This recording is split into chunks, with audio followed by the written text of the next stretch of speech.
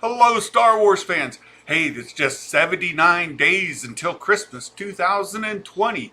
And today we've got a variety of things to talk about in the Star Wars universe. And thought I would start with a topic that came up last night on Nerd Theory. If you guys haven't caught on, Monday evenings we used to have the rule of two back in the day.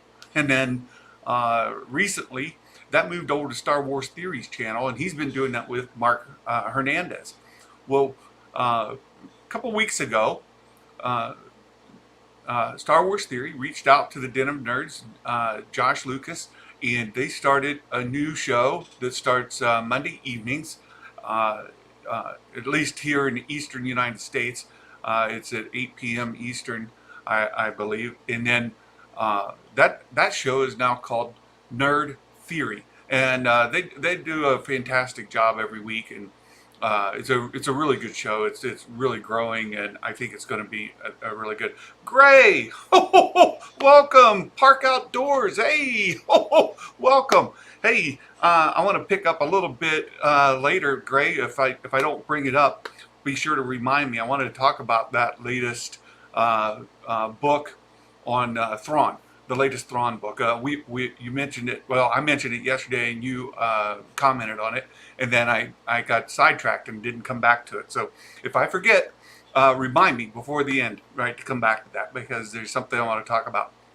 Last night on Nerd Theory, and then again this morning on the Den of Nerds, people asked Josh, "What's up with the eggs that are in the Funko Pop?"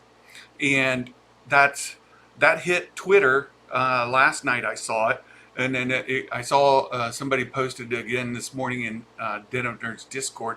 But let me show you all, if you haven't seen it yet. And this could be a minor spoiler, and I think it's very, very minor, because it's already, we've seen some of it in the trailer. Dale, good morning or afternoon, whatever time it is for you, Dale. Hey, yeah, thanks, Gray. I appreciate it. I saw your message before you retracted it. I like the time. This time works really well. So, hey, so let me show you this. Let me show you this picture here of the egg container.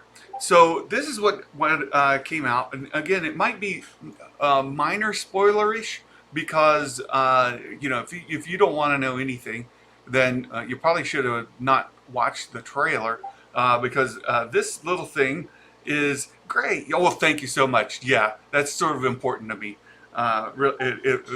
Very important to me, as a matter of fact. So here we see the child, right? As Lucasfilm is adamant that we call it the child.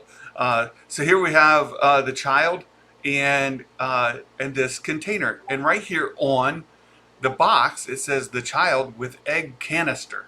So egg canister, that's interesting, because and I'll give credit again to what I saw in Twitter and also on Discord. And just so you all know, just before the show, I went out and I Googled the exact term, right? A Funko Star Wars, the child with egg canister, and limited it to the last 24 hours. And you can't find this picture. Well, at least it didn't come up in my search results there in Google. I think they're trying to scrub the picture, but it's already out there. So here it is, the child with egg canister. Let me show you then the screenshot from the trailer, and you see this backpack device here that's kind of lit up.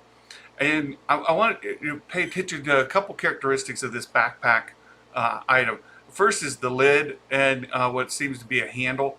Second is this strap that goes around with a vertical on it as well, and this vertical has some sort of controller in the middle. We see also a couple of recesses at the bottom here that where you can see through into the jar. So let's go back and look at the image here again, and here you go. You've got the lid with the handle. Here you've got your horizontal, the vertical with the control in the middle, and even here the dashes on the side, and this would appear to be a backpack strap as well. So if all of this is, I mean, it matches. It matches so well that you have to believe that this item in the Funko is the same thing that is here in the trailer, which makes this an egg canister. Oh, so that makes this an egg canister. And depending on this planet that they're on, and there's been different theories about the planet, uh, these eggs are most likely tied to whatever species. This is probably a mom and a dad, right? This is probably the mom. This is probably the dad, and these are their children that they're hauling around. So some sort of aquatic species that have eggs that hatch into younglings, into babies. That's probably the case here, which Gray makes even this more startling because we know the child. I think he sees food. Oh no! Going to eat their children. Oh, that's hilarious. Hawk's Holocron. Hello, Hawk. Yeah, we do need some Star Wars content. It's coming, my friend. It's coming. We're getting very, very close. The 30th can't get here soon enough, can it? There's a question like, will there be another trailer between now and then as well? And I think there will be. But who knows? Who knows? But I think there will because we've already had that. We talked about it yesterday. There was the Disney Plus thing in Denmark, Holland, Germany, whatever, that showed the actors, and so we have that. So we have so here we have the child with the egg canister. That's got to be the egg canister here, and he's eyeballing those eggs as if it's lunch. I think that we already saw the child down that whole frog. And we, I think we're here. He's thinking this looks like lunch. So yeah, Hawks, yeah, get these subs up for real. Give me that wow moment. Yeah, fan gesture. Hey, Adam. Might be a running gag of him trying to eat things. Yeah, I think it is going to be a running gag. We already see the child with that cup of soup. As he was watching the Mando fight with Cara Dune. He's just standing there drinking the soup, watching them fight, and then and then he eats that frog whole. And I think here he's going to see this backpack sitting on the ground. He's going to go to eat it, eat some of the eggs, and hopefully the parents save their children. Which is be one thing if it were just some eggs in a container. But I think this is mom and dad here. And that's their children. So it takes on a little more dire situation. So that's hilarious. So I think we do have a little bit of a spoiler that we know that now that thing is an egg canister. So I thought I would talk about that. Josh and Nerd and last night with Star Wars Theory, they didn't address it. They hadn't seen that yet, so I wanted to bring it up. Mark Hamilton, hello, hello, friend. Hey, so I said Mark here. I want to bring up next kind of topic is we're still talking about toys to some degree. We've seen a little bit, I think, spoilers now with Funko Pop, and we saw a little bit of a spoiler, I think, before with the Razor Crest with the ejection. The escape pod that was released, and if we look at the funding here, we're now at let me see, 9,784. So we're just 216 people or 216 backers away from releasing the last of the revealed unlocks. So here was we had first the escape pod, and I think that was a minor spoiler for season 2. And then secondly, here we'll get the child with the end of season 1 hover pram. So that's what we're looking for here, and we're just a couple hundred backers away. So I wanted to also talk about it. I was going out and looking. Oh, did I see the mortar trooper? No, I don't think I have. Well, I'll. If you put it here, I will approve it and let it go into the stream, or I'll click on it so folks can see the mortar trooper. But Kelly Marie Tran. I was looking through some Star Wars news, and um, she came out. This is October 3rd. This was published on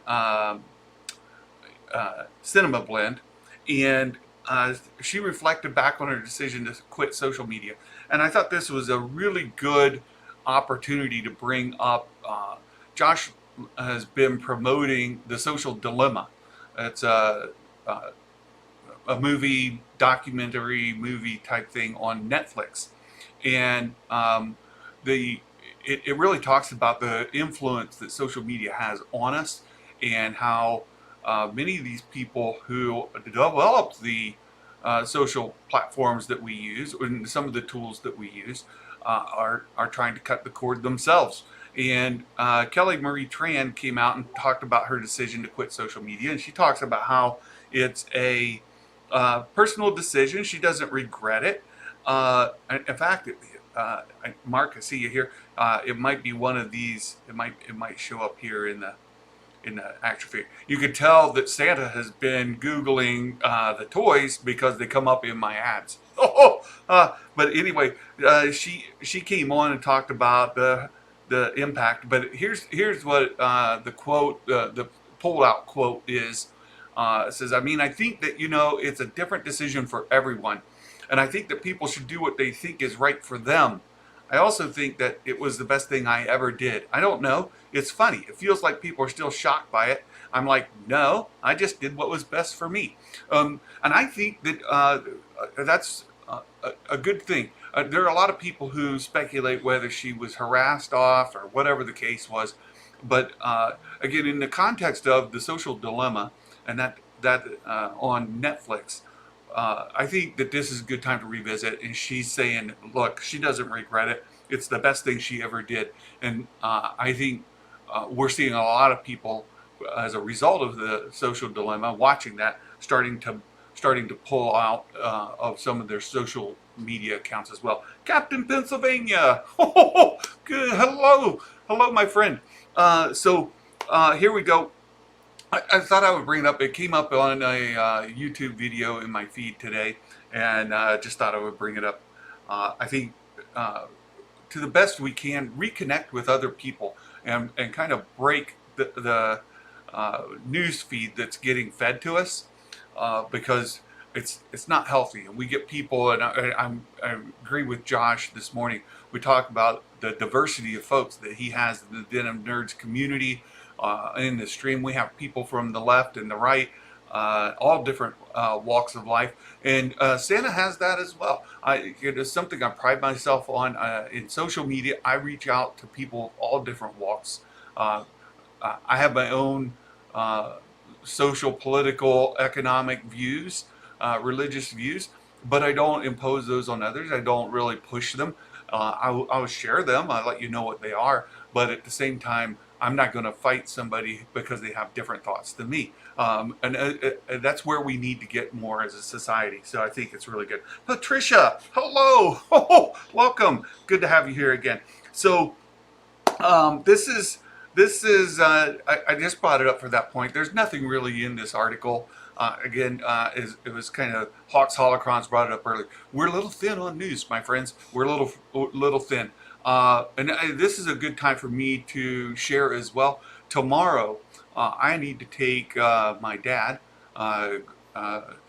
to the Cleveland Clinic for some tests to be run. So nothing major, but he's of the age. He's got some health things that he needs to have checked, and he needs a driver to go with him, and someone to hear what the doctor says, to make sure that what he hears is what the doctor actually says, and what he interprets is what the doctor intended. So I plan to be there tomorrow. I won't be active on any of the daytime streams. If any news comes out of note, we'll talk about it Thursday, because I have Bible study Wednesday nights as well. We host I actually lead a Bible study every Wednesday. So I'll be doing that tomorrow evening. So anyway, so that's Kelly Marie Tran. I don't think there's much to talk about there. So the other thing I want to talk about, and Gray, I remembered, I'm glad you're here. You really helped me remember. I've been reading the Thrawn novels, the newer Thrawn novels. And many of you have followed me, and you're aware that I had a theory going into the episode 9, the Rise of Skywalker, that what the Rise of Skywalker actually meant. And it came from these Thrawn novels. And I'll share with you, if you haven't read the Thrawn novels, this isn't a giveaway. The Thrawn himself was a little perplexed by Anakin Skywalker's name, because Skywalker has oh, thanks, Mark. I'll pull them up here in a minute. Anakin Skywalker, the Chiss have a name that means Skywalker. It's this Asli Ashimbo. At least that's how I pronounce it. I've listened to the audiobook, or you would think I would get it from there. But this Asli Ashimbo, you can see it says the title of Asli Ashimbo was a Chin word for Force-sensitive Chiss navigators, which translated to Galactic Basic as Skywalker. So the concept here is that very young Chiss children, almost exclusively female Chiss children, have force sensitivity of third sight. And that third sight allows them to see into the future just a little bit, and they then also are able to kind of sense in light speed, or in when they're traveling in hyperspace. They can sense objects before they arrive, so that they can navigate around objects in hyperspace, which makes them immensely useful. And if you remember at the beginning of Rise of Skywalker, you've got those little space or hyperspace jumps. That would have been a perfect application of a Skywalker, these Chiss children, because they can sense what's coming, and they can do these micro jumps or even longer jumps without having to have navigation computers calculate safe routes through hyperspace. So, Trev, good afternoon. I think you're here in the Eastern time zone. It's lunch here. So, Trev, thanks. So they're implying Skywalker was already a term for a Force user, right? Trev, you're reading my mind, my friend. You're reading my mind. Well, this is where we're going to go. So, I thought that going into Rise of Skywalker, it was in the title, Rise of Skywalker. It's in the novels, this Skywalker term that the Chiss have been using. Those novels were released prior to the movie. I thought it was a neat way to introduce the term, and then we would be introduced to it in the movie, and we would find out that Rey actually had the ability to navigate hyperspace using the Force. And that would be her ability. And that would be the Skywalker. She would be Rey Skywalker, this Asli Ashimbo term, where she would have this ability to navigate in hyperspace using the Force. So that's what I thought was going to happen. I was a bit disappointed it didn't happen that way. And I still have another theory. And Trev, you've touched on it. I want to go here to talk about Shmi Skywalker. So the first Skywalker that we are introduced to, of course, is Shmi and Anakin. Young Anakin is actually the very first one. If you're going chronologically in the movies, you see him there in Watto's shop. But Shmi Skywalker, if you just go to Wikipedia and look up her information, there's not a lot to be on her history. Like, where does she come from? Who are her parents? But there is some in, and here we're on the canon tab. If we just go, and again, if you're just not familiar with how Wikipedia works, or how this Star Wars fandom site works, there's a canon tab and a legends tab on most of these pages. So canon is what is currently known as canon. So if you look on Shmi, it says she was a human female who lived in slavery on the planet Tatooine, blah, blah, blah, right? If you go back into her early life, it says she was born on an unknown world.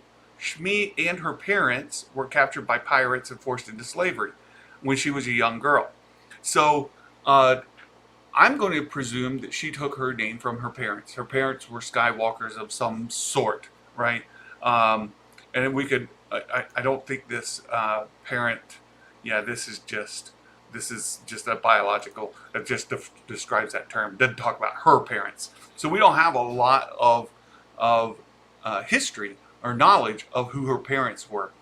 My thesis or hypothesis, as it will, is that Shmi is a descendant of the Chiss, and that her mother, grandmother, whatnot, might have been one of these Chiss Skywalkers as a young girl. And I tend to think that perhaps it could have been even her mother. And if you just go and look up the Chiss, you say, well, there's a couple problems with that there, Santa. She doesn't have blue skin. She doesn't have red glowy eyes. So I want you to just notice a couple things here.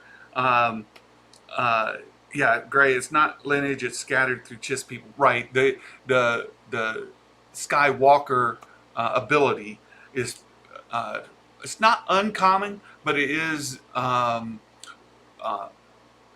minority of young girls that have the ability, and they typically grow out of it by the time they become preteen, early teen. So sometime between, say, 11 to 14 is when they lose the ability. So most of them are young, 8, 9, 10 years old when you see them in the books. Whiskey Steve, oh, hello there. Yeah, and so if she was Chiss, if her grandmother was Chiss, I want you to just notice a couple things about Shmi. One, very dark hair, dark eyes, of course a dark complexion to some degree, right? She lives in the desert. So might her mother have been blue? Well, let's go look about the Chiss, shall we? Let's just look up a little bit about the, and again, we're on the canon, we go on the canon tab here and go down, and they're blue skinned, near human species, right? They had red eyes and dark blue hair. And it talks about them. If you keep going on, it says that their skin was blue, the eyes red because blah, blah, blah, blah, blah. Let's keep going. It talks about, here we got the force sensitivity, the sight by the Chiss was rare, manifested precognition, third sight, so on and so forth. It talks, here we got a lot more about it. There is information in here about their, I think it might be in the other tab. Let me see. We can just see here real quick. Their blue skin, I do think it's in the Legends tab. Their blue skin actually comes from the minerals on the planet where they live. So, much like there was a guy that made news here in the United States a couple years ago who took some mineral supplements that turned his skin quite blue. But in here as well, it says they're distinguished by their blue. They grew darker depending on the oxygen of their surroundings, their eyes, right?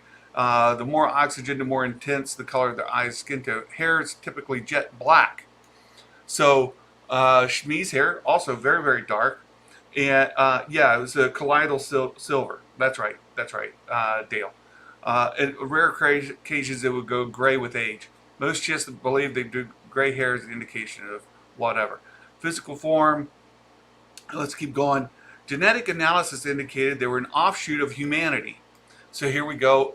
Would it be inconsistent for she to be of Chiss lineage, carrying that name down from her grandparents or her parents, actually?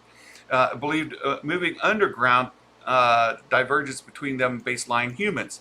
The analysis indicated their unique skin tone was the result of exposure to glacial minerals.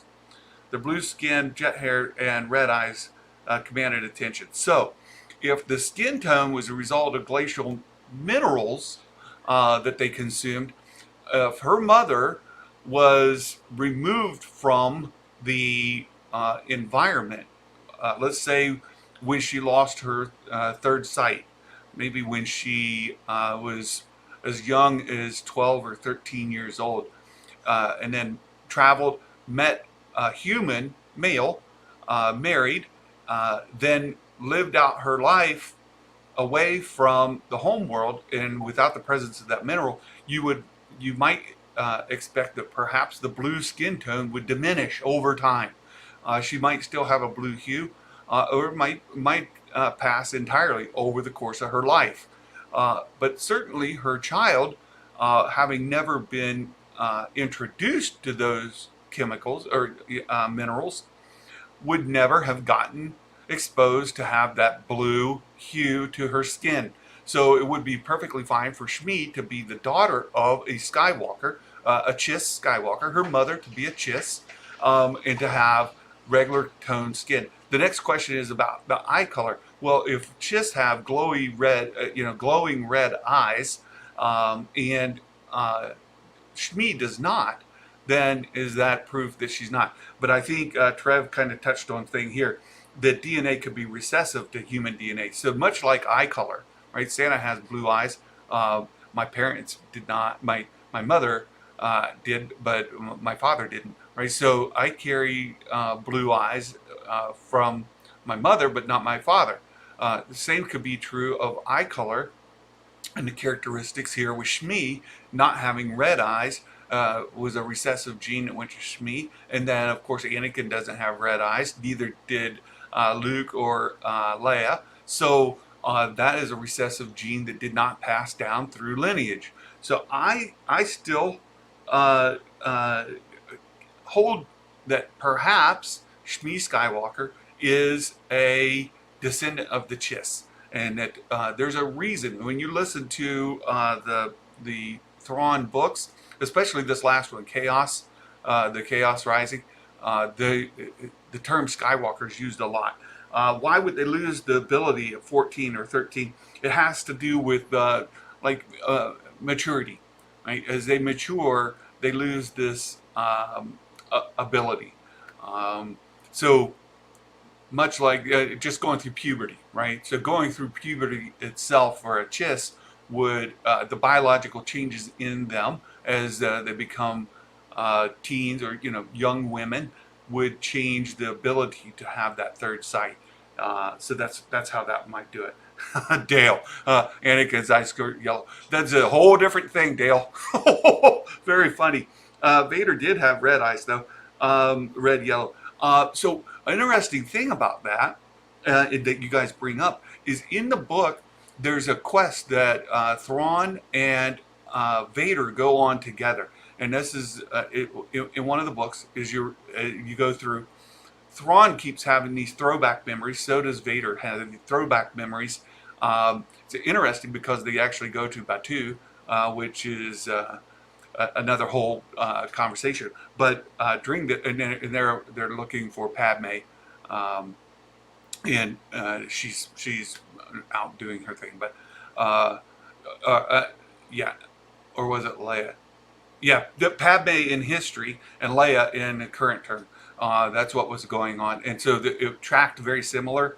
And Thrawn was making this connection between Vader and Anakin, maybe being the same person, and Thrawn keeps throwing out little hints, and that's where the Skywalker term came.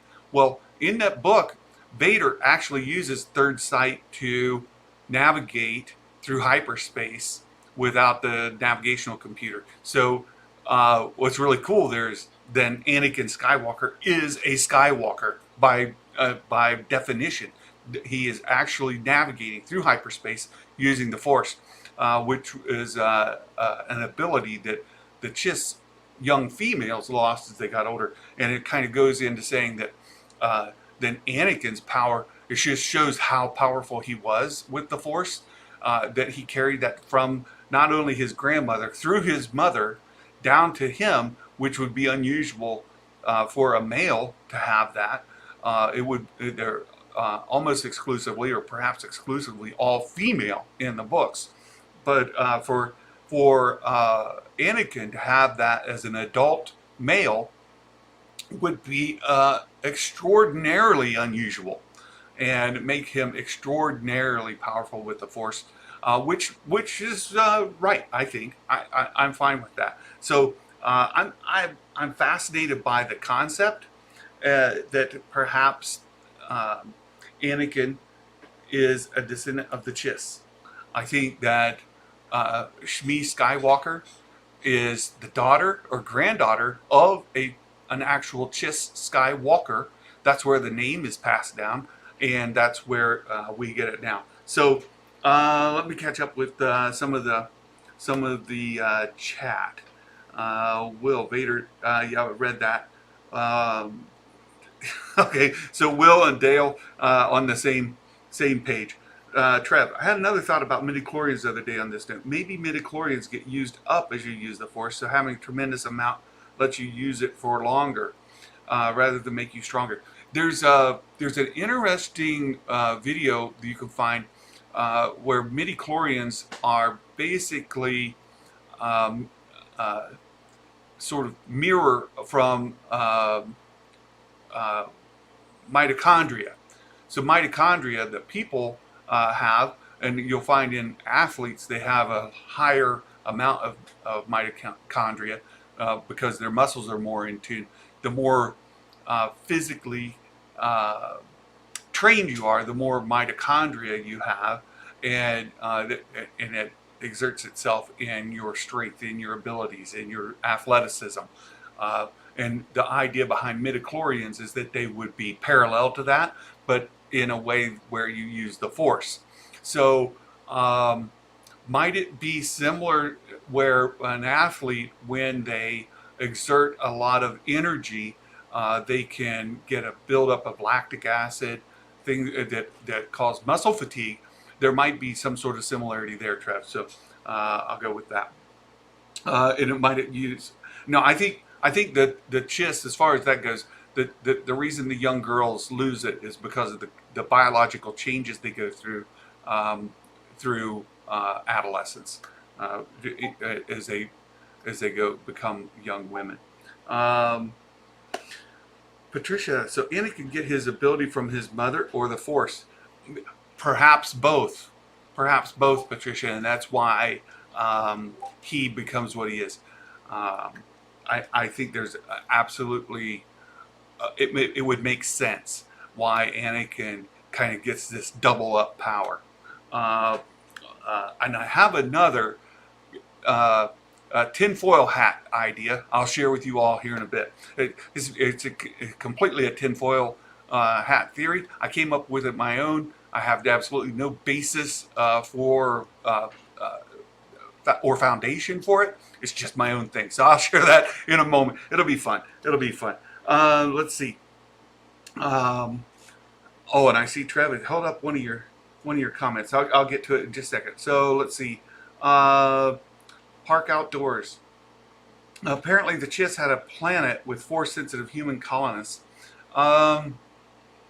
Maybe I haven't gotten to that yet in the book. I'm still reading Chaos, so I'm not sure. Spoon theory versus purpose. Trev, again, Joris Kaboth does this for Thrawn and also reach out to the clone troopers. Thrawn uses the original Thrawn trail. The old one by Zahn. Well, of course, yeah. Dale, he didn't get any genes from his father. We don't still have a real good definition of that in canon. They kind of backtracked a little bit on what was in the comic, but yeah, I wouldn't think so. Trev, let's see, why is this? Oh, I know why it held that. I know why it held it, because of the word in here. We don't know for sure he was born via the Force. Right, Shmi could have been raped and mind wiped by a Force user. Yeah, Trev, that's what I was alluding to. And YouTube decided to hold that up because of the word rape in there. So, yeah, we don't know for sure that that he was created by Palpatine by manipulating the midichlorians to create life in Shmi. That's what was in the comic, and that's what is currently held on to by many fans as canon. but it hasn't yet been substantialized and put in clear terms for us. So I believe that that's the case, but we don't have absolute definity on it. So there's that. So there's the thoughts about, or my thoughts anyway. I'm still holding to it until they track Shmi's lineage down and we find out that maybe it's different, or perhaps we'll get some in future content where we find out um, through, and perhaps Zahn will give it to us in one of the novels that he writes. Maybe we'll find out that one of these Chiss children have a daughter named Shmi, and who knows? They may go marry a human and then have a daughter named Shmi.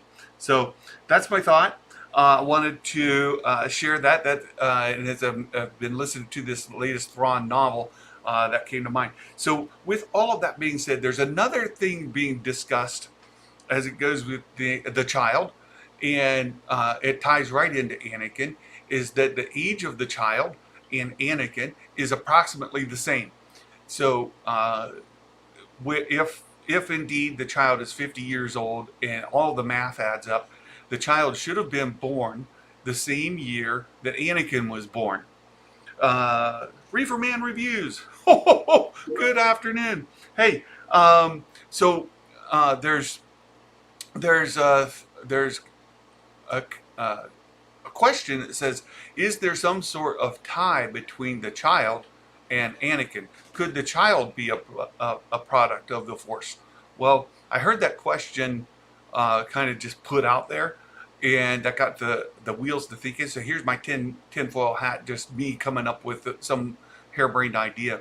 What if Yoda's species aren't a species by planet at all? Maybe there's a reason why we don't find there's a planet that Yoda comes from, or his species, Yoda, Yaddle, and the child come from. They're actually a byproduct of the Force creating these beings as a balance, a counterbalance to this other thing that has happened. So if indeed Palpatine manipulated the midichlorians, created life in Shmi that became Anakin, perhaps the Force popped out the child out of the ether, wherever, and it doesn't actually have a mother and father of any kind of physical means, right? Like another Yoda species. Maybe there isn't another Yoda species to take it to. Maybe the Force created it as this counter energy form that was in Anakin. So, Trev, thanks for stopping in. It's great to see you here. Appreciate it. So that's isn't there a storyline in Rebels where the Empire is kidnapping Force user babies? Well, they are looking for, even part of what Anakin did for a long time is he was chasing down from Order 66. There was this push to find Force sensitives. So that sort of existed from Order 66 forward. And of course, there was always a search for Force sensitives. The Jedi themselves were looking for the Jedi Council and all of that. So, so anyway, that's my harebrained idea. Maybe Yoda and Yaddle were created as one-offs. We don't know that they ever had, children, either one of them or together.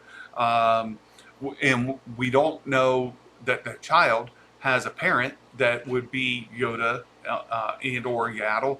We don't think that the child is their child, which by age, I guess it's possible. And so anyway, that's it's way out there. I don't know that is there. Cad Bane was in Clone Wars. Yeah, he was chasing him down. And I love Cad Bane. He's one of my favorites. So that's a bit of a different kind of stream today. Lots of different things to cover. I'll go back here as I start to wrap it up, just to go back for anybody that missed the very beginning, and we'll briefly go over this. Funko Pop has released this toy, this image that came out yesterday, and you see it's the child with Egg Canister, and this. Uh, Gray, I don't think so. I don't think these are baby Yodas in here. I don't think that's his perhaps distant cousins in this egg canister. But this egg canister was released. We know now what it is, an egg canister. And again, some of the characteristics on here, you see this handle on the top, controller. You've got this these horizontal bars at the top and bottom, as long as this vertical that goes down with the controller. And you can kind of see some inserts here. And this appears to be a backpack harness. If we look at compared here, you also see that same handle on the top, the two horizontal bars with the little access you can see there, and the controller. And I think this is mom, and that's dad, and these are their eggs. And perhaps baby Yoda is wanting to consume their children as a meal. Oh my goodness. Trinity, welcome. Oh, good to see you. Bagging and boarding at the local comic shop. Fantastic. I hope you didn't hear what Josh said this morning. Oh my goodness. Oh, it was shocking. Absolutely stunning. So hopefully you weren't present for that. Let's see, we got a couple other things. Will, I'm not as versed on Legends, but I am understanding that there have been only 6 different Yodas, all light users. Right. It's always remained a mystery, and a lot of people still want it to remain a mystery, right? They don't want to find a planet where there's a whole bunch of them, anything like that. Reefer Man reviews. Silly question about the stone memory. Have we ever seen Yoda and Yaddle in the same room at the same time? What if Yoda was a cross-dresser? Yeah, I do believe we see them together in the council chamber, right? So I'm pretty sure we see them in the same room together. Very funny though. Oh, show the mortar trooper. Okay, I got to show you guys. I've got it. Let me shut this down just 1 second and go get my Discord up and go pull this out. And so yeah, there was some news yesterday, and let me pull this up. So the first part was that there's these cardboard stand-ups. You've got a trooper in the blue mithril guy from the season 1, episode 1. There's a blue, there's a cardboard stand-up of him there, as well as and again, if you're not following Yakface on Twitter, he's got a lot of great content. And then here's what we're talking about. Here's our scout trooper. Is this the scout trooper that punched Baby Yoda? Oh no, hope not.